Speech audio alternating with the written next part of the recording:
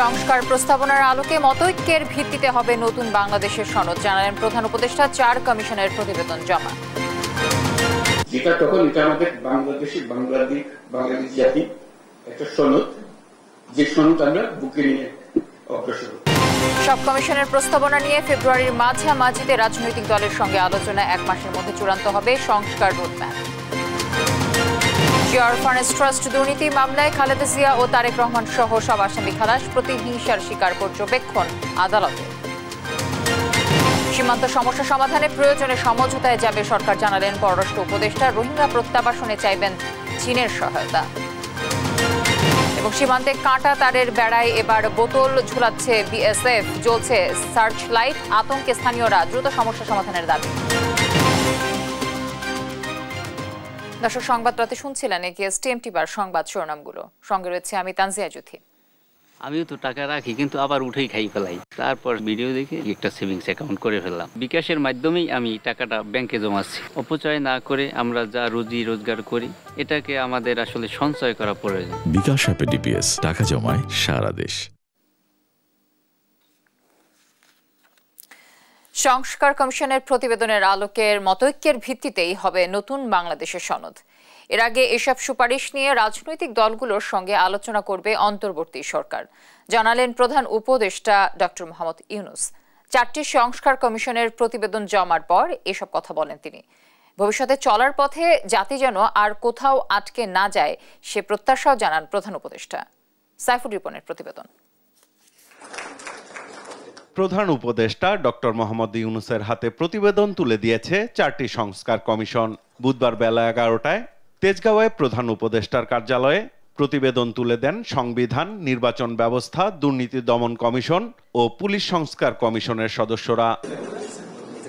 সূচনা বক্তব্যে প্রধান উপদেষ্টা বলেন, ধ্বংসপ্রাপ্ত জাতির পুনরুত্থান ইতিহাসের অংশ সংস্কার কমিশনগুলোর প্রতিবেদন। যেটা গঠন করতে চাচ্ছি, যেটা উদ্দেশ্য হল এটা গণঅভ্যুত্থানের একটা চার্টার তৈরি, ওই যে নতুন বাংলাদেশের চার্টার, সেই হবে চার্টার। সেই চার্টার মতৈক্যের ভিত্তিতে হবে, এটা কোন দলীয় কমিটমেন্ট না।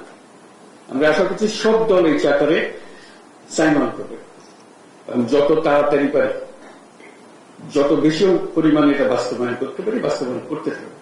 পরে নির্ধারিত আলোচনায় সংস্কার সুপারিশ নিয়ে বক্তব্য রাখেন সংশ্লিষ্ট কমিশনগুলোর প্রধানরা। নির্বাচন ব্যবস্থা যাতে একটা স্বচ্ছতা প্রতিষ্ঠিত হয়, সেটা আমরা চেষ্টা করেছি আমাদের এই দীর্ঘ 3.5 মাসের প্রচেষ্টার মাধ্যমে, এবং একই সাথে সকল অংশীদারের যেন দায়বদ্ধতা প্রতিষ্ঠিত হয় এবং নির্বাচনটা যেন অন্তর্ভুক্তিমূলক হয়। আমরা দ্বিকক্ষ বিশিষ্ট পার্লামেন্ট চালু করার জন্য সুপারিশ করেছি। এই দ্বিকক্ষ মিলে যাতে করে সকলের প্রতিনিধিত্ব থাকে, তার জন্য একই সঙ্গে সংখ্যাগরিষ্ঠতার ভিত্তিতে নিম্নকক্ষ কিন্তু সংখ্যানুপাতিক প্রতিনিধিত্বে উচ্চ কক্ষ তৈরি করার জন্য সুপারিশ করেছি। পুলিশে স্বল্প, মধ্যম ও দীর্ঘমেয়াদী সংস্কারের পাশাপাশি দুর্নীতি প্রতিরোধে অঙ্গীকার ও জবাবদিহিতা নিশ্চিতের সুপারিশ তুলে ধরে সংশ্লিষ্ট কমিশন। জনসাধারণের জন্য প্রয়োগ করতে গেলে জনসাধারণের কষ্ট লাভও হবে, এই ধরনের আইন আমরা তো এগুলোকে আমরা সুপারিশমালা দিয়েছি, তৈরি করেছি। এখানে 3টি ভাগ করেছি, একটা অবিলম্বে বাস্তবায়নযোগ্য, তারপর হলো মধ্যমেয়াদী, একটা দীর্ঘমেয়াদী। মূলত দীর্ঘমেয়াদী যেগুলো, সেগুলো হয়তো আর্থিক ব্যাপার জড়িত বা কোনো কোনো ক্ষেত্রে হয়তো আইনও পরিবর্তন করতে হতে পারে। যারা বর্তমান কর্মীদের যাদের বিরুদ্ধে দুর্নীতির অভিযোগ আছে, অনাচারের অভিযোগ আছে, তাদেরকে একটা বিশেষ উচ্চ ক্ষমতা সম্পন্ন টাস্ক ফোর্সের মাধ্যমে তাদেরকে অপসারণ করতে হবে, জবাবদিহিতা আনতে হবে বিচারিক প্রক্রিয়ার মাধ্যমে। সমাপনী বক্তব্যে গণঅভ্যুত্থান মাথায় রেখে ঐক্যমতের ভিত্তিতে জাতির প্রচেষ্টাকে এক জায়গায় নিয়ে আসার তাগিদ থেকেই এসব সংস্কার প্রস্তাবনা বলে জানান ডক্টর মোহাম্মদ ইউনূস। পুরো ধ্বংসপ্রাপ্ত জাতি যে তার পুনরুত্থান হলো, আমরা এখন এই উদ্যোগের মাধ্যমে একটা রাস্তা তৈরি করছি। এই শুধু কমন রাস্তা না, একটা সুপার হাইওয়ে তৈরি করছি। কিন্তু আমরা যেন একবার সবাই মিলে একমত হই, এটি আমাদের সুপার হাইওয়ে, এর পর থেকে আমাদের থামার কোনো উপায় নেই। সাইফুল রিপন, দেশ টিভি, ঢাকা। সব কমিশনের প্রস্তাবনা নিয়ে রাজনৈতিক দলগুলোর সঙ্গে ফেব্রুয়ারির মাঝামাঝিতে আলোচনায় বসবে সরকার। মতৈক্যের ভিত্তিতে 1 মাসের মধ্যে চূড়ান্ত হবে সংস্কার রোডম্যাপ। এমনটাই জানালেন উপদেষ্টা সৈয়দা রিজওয়ানা হাসান। আর ঐক্যমতের ভিত্তিতেই আইনি ও নীতি প্রণয়ন ও বাস্তবায়ন করা হবে বলে জানান আরেক উপদেষ্টা আসিফ নজরুল। ফ্যাসিবাদী ব্যবস্থা চিরতরে বিলুপের লক্ষ্যেই এ সংস্কার উদ্যোগ বলে মনে করেন আরেক উপদেষ্টা আসিফ মাহমুদ। সাইফুল রিপনের আরও একটি রিপোর্ট দেখব আমরা। সংবিধান, নির্বাচন ব্যবস্থা, দুর্নীতি দমন কমিশন ও পুলিশ বিভাগের সংস্কারে গঠিত কমিশনের প্রতিবেদন হস্তান্তর নিয়ে ফরেন সার্ভিস একাডেমিতে সংবাদ সম্মেলনে কথা বলেন অন্তর্বর্তী সরকারের 3 উপদেষ্টা। ওনারা একটা রোডম্যাপ তৈরি করে দিবেন, আমি আপনাদের যে নির্বাচনের টাইমলাইনের সাথে সম্পর্কিত করে যে কোন সংস্কারগুলো টপ প্রায়োরিটি দিতে হবে। সংস্কার প্রস্তাবনা ফ্যাসিবাদী ব্যবস্থা চিরতরে বিলোপের উদ্যোগের অংশ বলেন উপদেষ্টা আসিফ মাহমুদ। আমরা এই যে অন্তর্বর্তীকালীন সরকারের যে সংস্কার কার্যক্রম, এই সংস্কার কার্যক্রমকে এই ফ্যাসিবাদী ব্যবস্থার চিরতরে বিলোপের একটা গুরুত্বপূর্ণ অংশ হিসেবে মনে করি। সংস্কার প্রস্তাবনা নিয়ে মতৈক্য তৈরি সহ নীতি ও আইন প্রণয়ন নিয়ে কথা বলেন 2 উপদেষ্টা অধ্যাপক ডক্টর আসিফ নজরুল ও সৈয়দা রিজওয়ানা হাসান। রাজনৈতিক দলের সাথে মতৈক্যের ভিত্তিতে যেই সংস্কার প্রস্তাবগুলোর ব্যাপারে ঐক্যমত হবে সেইগুলির বিষয়ে আমরা আইন ও নীতি প্রণয়ন করব এবং বাস্তবায়নের চেষ্টা করব। পলিটিক্যাল কনসেনসাস নিয়েই হবে এবং যখন পলিটিক্যাল কনসেনসাস চলে আসবে, আমরা আশা করি পলিটিক্যাল কনসেনসাস আসবে, তখন আর লেজিটিমেসি না থাকার কোনো প্রশ্ন থাকছে না। এমনিতেও লেজিটিমেসি না থাকার কোনো কারণ নাই, কারণ এক হচ্ছে যে এই সাংঘাতিক বড় রকমের গণ অভ্যুত্থানের ফলেই কিন্তু এই প্রক্রিয়াটা শুরু হয়েছে। সংস্কার নিয়ে রাজনৈতিক দলগুলোর সাথে আনুষ্ঠানিক আলোচনা ফেব্রুয়ারির মাঝামাঝি থেকে শুরু হতে পারে বলেও জানান উপদেষ্টারা। একদিকে যেমন রাজনৈতিক দলগুলোরও কিছু দাবি আছে, অন্যদিকে জনগণেরও কিছু দাবি আছে, একসাথেও কিছু দাবি আছে। সো কোনগুলো নিয়ে আমরা তাৎক্ষণিকভাবে কাজ শুরু করব, রোড ম্যাপটা কি হবে, এইটা এই 1 মাসের মধ্যে আমরা একটা রোড ম্যাপ আপনাদেরকে দিতে সক্ষম হব বলে আমরা মনে করি। আনুষ্ঠানিক আলোচনাটা আমার ধারণা কমিশন প্রধানরা যখন একটা পর্যায়ে চলে আসবেন, ফেব্রুয়ারির মাঝামাঝি জায়গায় আনুষ্ঠানিকভাবে শুরু করে দেওয়া হবে। গণহত্যা ও মানবতা বিরোধী অপরাধের কারণে রাজনৈতিক দল হিসেবে আওয়ামী লীগের বিরুদ্ধে ব্যবস্থা নেওয়ার সুযোগ আছে বলেও সাংবাদিকদের এক প্রশ্নের জবাবে জানান উপদেষ্টা অধ্যাপক ডক্টর আসিফ নজরুল। সুষ্ঠুভাবে বিচার হওয়ার পর আমরা এই গণহত্যা, মানবতা বিরোধী অপরাধের সাথে দল সংশ্লিষ্টতার বিষয়ে আমরা যেই ধরনের রায় পাবো সেটার আলোকে বহু সিদ্ধান্ত গ্রহণ করার সময় এবং সুযোগ আমরা পাবো। সাইফুল রিপন, দেশ TV, Dhaka. Zia orphanage trust দুর্নীতি মামলায় বিএনপি চেয়ারপারসন বেগম খালেদা জিয়া ও দলটির ভারপ্রাপ্ত চেয়ারম্যান তারেক রহমান সহ সব আসামিকে খালাস দিয়েছেন আপিল বিভাগ। রায়ের পর্যবেক্ষণে বলা হয়, নিম্ন ও উচ্চ আদালতে আসামিদের প্রতি বিদ্বেষপূর্ণ বিচার হয়েছিল, তাদের কেউই দোষী প্রমাণিত হয়নি।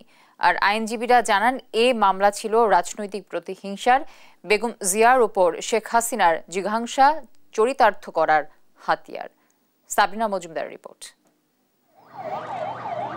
জিয়া অরফানেজ ট্রাস্ট দুর্নীতি মামলায় জেলে যেতে হয় বিএনপি চেয়ারপারসন বেগম খালেদা জিয়াকে। দেয়া হয় 10 বছরের কারাদণ্ড।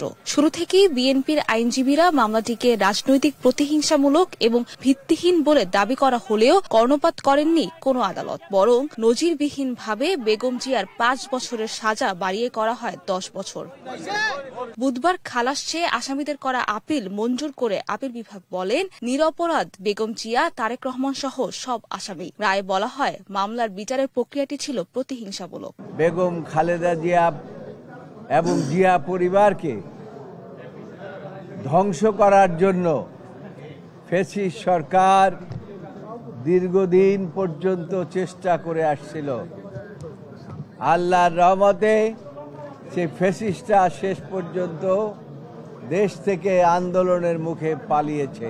রায়ের পর্যবেক্ষণে আরো বলা হয়, বেগম জিয়া, তারেক রহমান সহ আসামিদের যে সামাজিক মর্যাদা ক্ষুণ্ণ হয়েছে, এ রায়ে তা পুনরুদ্ধার হবে। এই মামলাটা ছিল শেখ হাসিনা ওয়াজেদের ব্যক্তিগত জিঘাংসা এবং প্রতিহিংসা এবং রাজনৈতিকভাবে বেগম খালেদা জিয়া এবং তার পরিবারকে খাটো করার জন্য, নিশ্চিহ্ন করার জন্য রাজনৈতিক চিন্তা চেতনায় এই মামলাটা দায়ের করা হয়েছিল।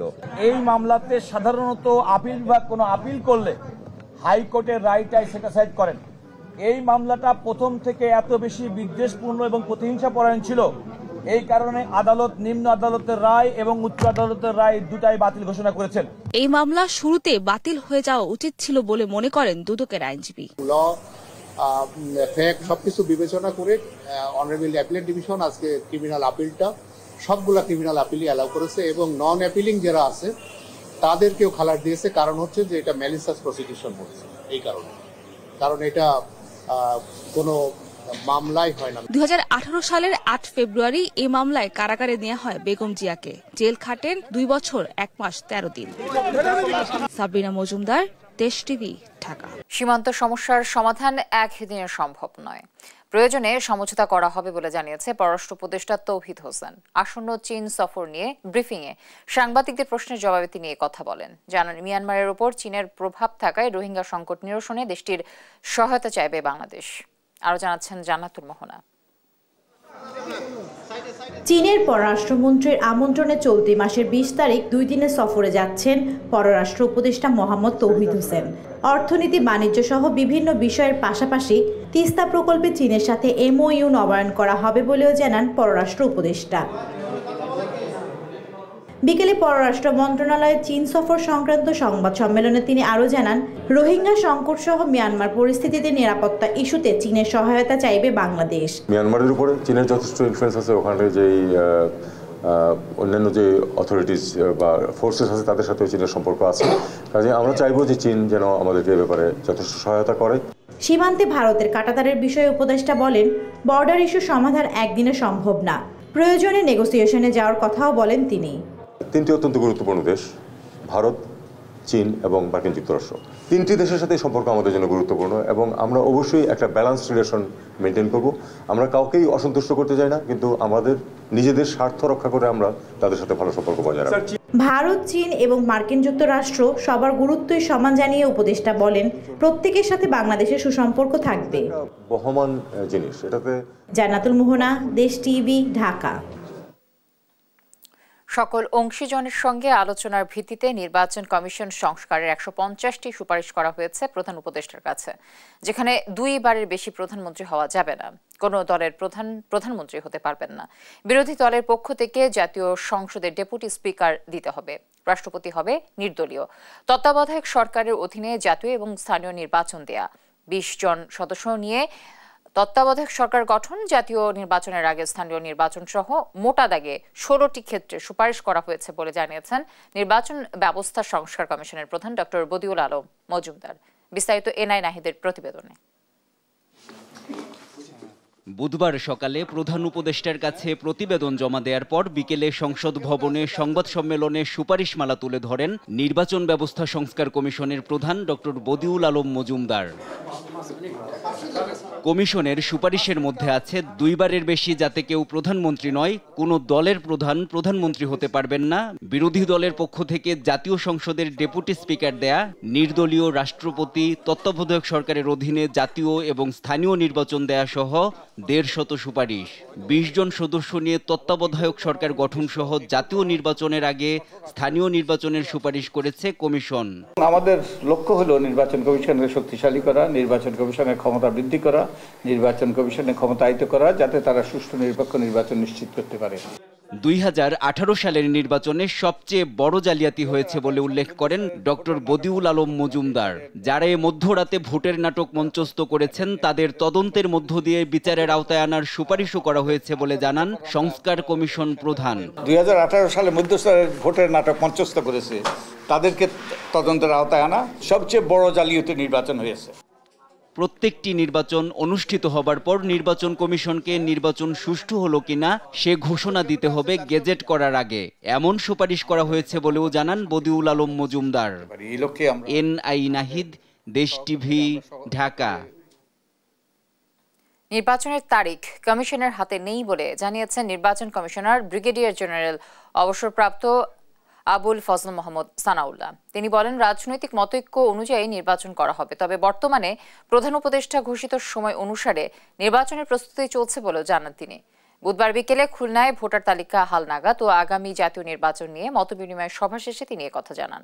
ভোটার তালিকা নিয়ে সন্দেহ থাকায় বাড়ি বাড়ি গিয়ে যাচাই শেষে নতুন তালিকা প্রকাশ করা হবে বলেও জানান নির্বাচন কমিশনার সানাউল্লাহ।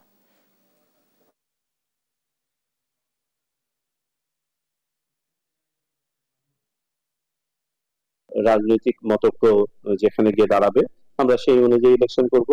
আর ইলেকশনের ডেটটা এই মুহূর্তে ইলেকশন কমিশনের হাতে নয়, এটা একটা পরিবর্তিত পরিস্থিতি, এখানে একটা পলিটিক্যাল কনসেনসাসের ব্যাপার আছে, সেটা হোক, তারপরে সেই অনুযায়ী আমরা কাজ করব। দুদককে শক্তিশালী, কার্যকর ও ন্যায়পাল প্রতিষ্ঠান হিসেবে গড়ে তুলতে আইনে কালো টাকা সাদা করার বৈধতা স্থায়ীভাবে বন্ধ করা সহ ৪৭ দফা সুপারিশ করেছে দুর্নীতি দমন কমিশন সংস্কার কমিশন। বুধবার বিকেলে গণমাধ্যম কর্মীদের সুপারিশের বিস্তারিত জানান কমিশনের প্রধান ডক্টর মোহাম্মদ ইফতেখারুজ্জামান। শিউরি রায়ের রিপোর্ট। ইফতেখারুজ্জামানের নেতৃত্বে দুর্নীতি দমন সংস্কার কমিশন গত ৩ অক্টোবর তার কার্যক্রম শুরু করে। কমিশন বলছে দেশের জাতীয় দুর্নীতি বিরোধীর কোনো কৌশল নেই। আপনারা জানেন যে আমরা যে সমস্ত অংশীজনের সাথে কথা বলেছি, দুদককে শক্তিশালী, কার্যকর ও ন্যায়পাল প্রতিষ্ঠা হিসেবে গড়ে তুলতে কমিশনারদের পদ বাড়ানো, নিয়োগ, সার্চ কমিটি, আইনের সংস্কার, বেতন বৃদ্ধি ও প্রণোদনার জন্য সুপারিশ করেছে সংস্কার কমিশন। সংশ্লিষ্ট যে বিষয়ে তার ক্ষমতা। কমিশনের প্রধান ডক্টর মোহাম্মদ ইফতেখারুজ্জামান বলেন, অতি উচ্চ মাত্রায় দুর্নীতি বা রাষ্ট্রের গুরুত্বপূর্ণ ব্যক্তিদের দুর্নীতি বা অর্থ পাচার তদন্তের ক্ষেত্রে দুদক সহ সংশ্লিষ্ট বিভিন্ন এজেন্সির উচ্চ পর্যায়ের কর্মকর্তাদের সমন্বয়ে আলাদা টাস্ক ফোর্স গঠন করার উপর গুরুত্ব দিয়েছে সংস্কার কমিশন। সরকারি কার্যক্রম কিভাবে পরিচালিত হয় এই নলেজটা বাদ দিয়ে যদি একটা দুদক কমিশন দুদক গঠন করি আমরা, সেই দুদক কিন্তু সরকারি কার্যক্রমের ক্ষেত্রে দুর্নীতি চিহ্নিত করা এবং অভিযুক্ত করা বা মামলা করার ক্ষেত্রে কিন্তু দক্ষতাটা হারিয়ে ফেলবে বা কমে যাবে। কাজে আমাদেরকে সেই প্রতিনিধিত্বের জায়গাটা কিন্তু রাখতেই হয়েছে, এটা ছাড়া কোনো উপায় নেই। দুর্নীতি দমনে সব সেবামূলক খাত সক্রিয় বা অটোমেশনের আওতায় আনার সুপারিশ করেছে কমিশন। এই ধরনের স্বাস্থ্য, শিক্ষা, স্থানীয় সরকার, এই ধরনের মৌলিক সেবামূলক খাতগুলো আছে, প্রতিটি খাতে আমাদের এন্ড টু এন্ড অটোমেশন করার আমরা প্রস্তাব সুপারিশ করেছি।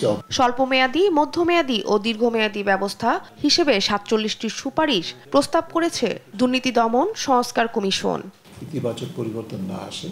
শিউলি রায়, দেশ টিভি, ঢাকা।